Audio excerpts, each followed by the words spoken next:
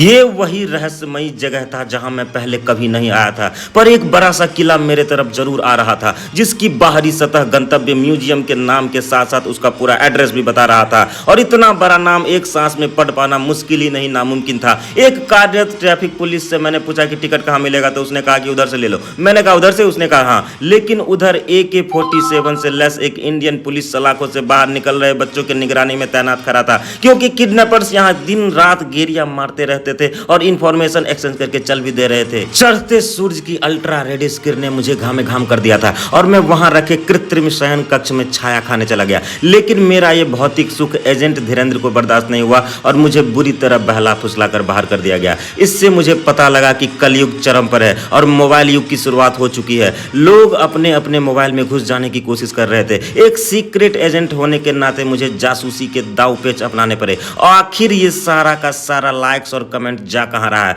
मैंने एक दुश्मन एजेंट बेकहल राठी के कान में कहा कि भाई मुझे भी वो 29 मिनट वाला लिंक भेज देना जो अभी ट्रेंड में है, पर उसने मुझे वहां लगे सूचना बोर्ड की ओर इशारा किया। फिर मैं फौरन ही समझ गया कि टिकट तो ऑनलाइन ही कटेगा, ऑनलाइन ही। एजेंट मांजेरकर ने अपने मोबाइल के गोरिल्ला ग्लास पर कैरम बोर्ड खेलकर टिकट चांप दिया। इस बार हमारी राह में कोई पत्थर नहीं बल्कि एक रस्सी बांधा गया था, जिसको मैं यूं ही पार कर गया। कतार लगते ही तलाशी शुरू हो गई। जब हमारी बारी आई तो मिस्टर मांजेरकर ने उसका ध्यान अपने डिस्प्ले पर खींच लिया और मैं एक परिक्रमण गति से अपना एंट्री ले लिया। अपने रोबोटिक शरीर को संभालते हुए मैंने अपना अगला कदम बढ़ा दिया था। चलते चलते कहीं खो जाता हूं मैं, क्योंकि वहां हरियाली अपने चरम पर था। छायेदार पेड़ पौधे की उपलब्धता ने मुझे वहीं लेटने पर मजबूर कर दिया था। सोचा थोड़ा ठंडा छाया खा लूं, पर पेड़ की लंबाई थोड़ी कम थी और मैं वहां से स्वयं में सिमट कर रवाना हो गया। कहते हैं हरे हरे घासों पर चलना फायदेमंद होता है, लेकिन पीछे से आवाज आई कि जूता उतार कर चलना है, नहीं तो नंगे पैर जाना होगा यहाँ से।